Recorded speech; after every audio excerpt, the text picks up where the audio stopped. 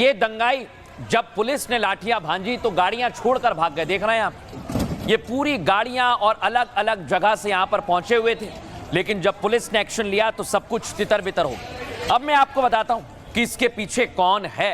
इसके पीछे ये लोग देख रहे हैं आप, ये सारे दंगाई पकड़ा गए और ये अब पुलिस के हत्थे चढ़ गए। इनसे पूछताछ की जाएगी और पूछा जाएगा कि आखिर किसके कहने पर यहां आए थे और किसके कहने पर ये बवाल हुआ था।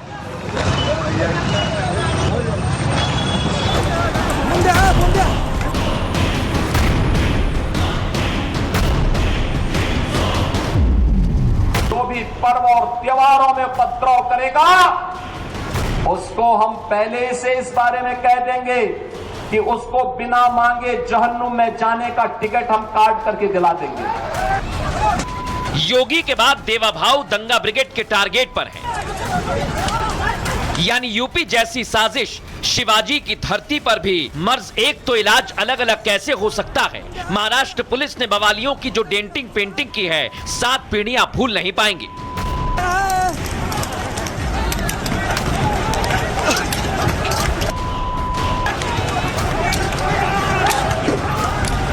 इधर योगी ने दंगाई ब्रिगेड का टेंडर निकाला, तौकीर के अड्डों पर चलने के लिए बुलडोजर की पर्ची कटने लगी। उधर दंगाइयों ने साजिश की धरा ही बदल दी। हमारा सामाजिक ताना बाना है उसको एक प्रकार से उधेड़ने का प्रयास कोई कर रहा है क्या, इसको भी ध्यान में लेना पड़ेगा। इतना तो देवा भाव भी मानते हैं कि कट्टरपंथी गैंग साजिश रच रहे हैं, लेकिन योगी ने जो ट्रीटमेंट यूपी में किया उसी ने फडणवीस को धर्म संकट से बचा लिया। लेकिन सवाल फिर वही, साजिश के पीछे कौन है? यूपी से महाराष्ट्र तक इतना बड़ा नेक्सस कौन ऑपरेट कर रहा है और इनकी असली मंशा क्या है? अब दर्शकों मैं आपको बताता हूं कि कैसे पुलिस ने जबरदस्त सबक सिखाया है। दिखाते हैं आपको। महाराष्ट्र में भी यूपी जैसे बवाल की साजिश रची गई। सैकड़ों की संख्या में मुसलमानों की भीड़ ने बवाल किया। हालात संभालने के लिए पुलिस ने लाठीचार्ज किया। देवा भाव की पुलिस ने इन बवालियों की डेंटिंग पेंटिंग की, तब जाकर अहिल्यानगर के हालात काबू में आए। विवाद की शुरुआत सड़क पर रंगोली बनाने को लेकर हुई। मुसलमानों ने इस रंगोली को पैगंबर मोहम्मद का अपमान बनाया और विरोध दर्ज कराने के लिए भीड़ एक जगह पर, तय जगह पर इकट्ठा हो गई। लेकिन विरोध करते करते भीड़ धीरे धीरे बवाल करती है, जिसके बाद पुलिस ने लाठी भांजकर उपद्रवियों को मौके से खदेड़ दिया। जबकि बवाल में शामिल 30 आरोपियों को गिरफ्तार किया गया है। वहीं सड़क पर रंगोली बनाने वाले को भी गिरफ्तार कर लिया गया है। लेकिन सवाल ये कि मोहम्मद पैगंबर की रंगोली बनाने वाला कौन है? क्या साजिश के तहत पैगंबर साहब की रंगोली सड़क पर बनाई गई? क्या किसी ने जानबूझकर माहौल खराब करने की कोशिश की है?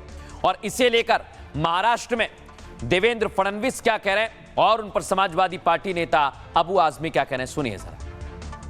जिस प्रकार से ये सारे अलग अलग प्रकार के बोर्ड्स लग रहे हैं या बाकी चीजें चल रही है, एक प्रकार से ये भी देखना पड़ेगा कि क्या इसके पीछे कोई साजिश है, क्या कोई यहाँ पर जो हमारा सामाजिक ताना बाना है उसको एक प्रकार से उधेड़ने का प्रयास कोई कर रहा है क्या, इसको भी ध्यान में लेना पड़ेगा। जिस प्रकार से एक पोलराइजेशन का प्रयास लोकसभा के समय महाराष्ट्र में हुआ था, कि उसी प्रकार से कोई कुछ कर रहा है, इसको भी देखना पड़ेगा। इस प्रकार से लोगों के बीच तनाव पैदा हो, इस प्रकार से अगर कोई करता है तो योग्य नहीं है। ऐसा है कि मुसलमानों को जितना चाहो अपमानित कर दो।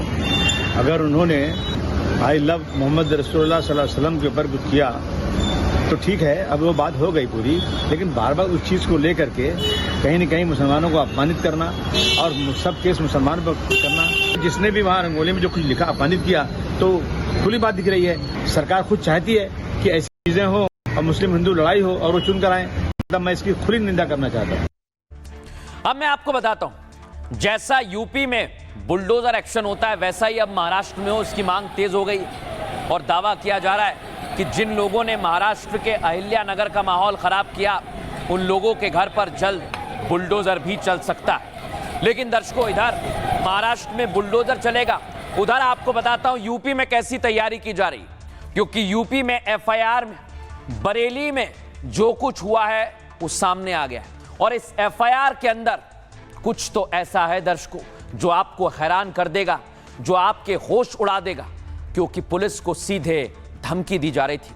आइए आपको बताता हूं एफआईआर में क्या है। बरेली में हुए बवाल की एफआईआर कॉपी अब सामने आ गई है। एफआईआर में पुलिस और बवालियों के बीच बातचीत होती है।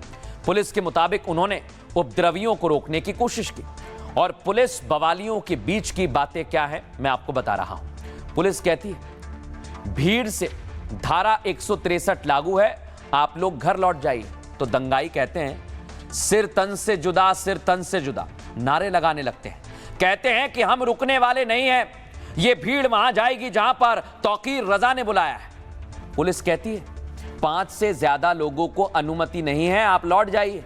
जवाब देते दंगाई, वो गालियां देते हैं और उसके बाद कहते हैं पुलिस वालों से हमारे रास्ते से हट जाओ, नहीं तो अच्छा नहीं होगा। पुलिस फिर समझाती है, कहती है कि धमकी मत दो, नहीं तो हमें एक्शन लेना पड़ेगा, कार्रवाई होगी।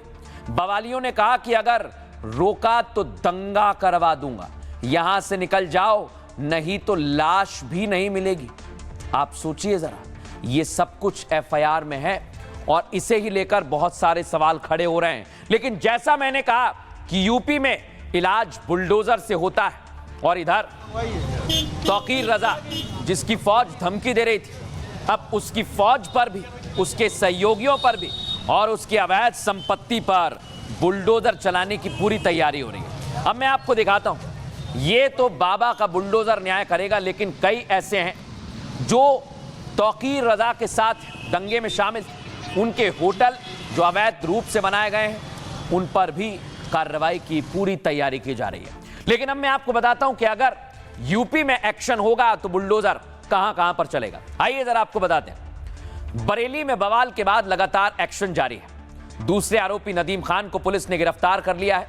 वहीं दूसरी तरफ तौकीर रजा का पार्टी दफ्तर, ये तौकीर का पार्टी दफ्तर है जिसे सील कर दिया है और अवैध 40 दुकानें हैं जिन्हें सील कर दिया गया है।